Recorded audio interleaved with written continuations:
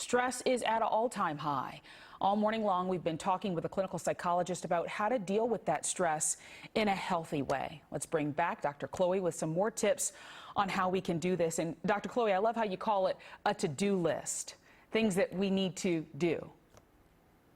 Exactly. So one of the things that I discovered that prompted me to write Nervous Energy, Harness the Power of Your Anxiety is I found that anxiety would sometimes stop people from doing the things that they needed to do, like on their to-do list.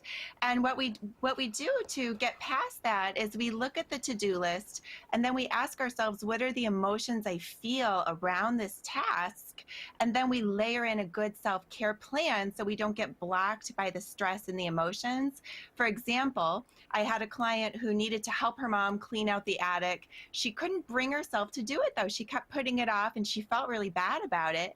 And when we looked at the emotions on that task, it was actually fear because she was afraid of losing her mom and, thinking of cleaning out the attic. So then the self-care plan was that she made a legacy interview with her mom on tape to make sure she captured those memories. So that's how she harnessed that anxiety. She looked at that anxiety as a signal that there was some kind of self-care or a good step that she needed to take.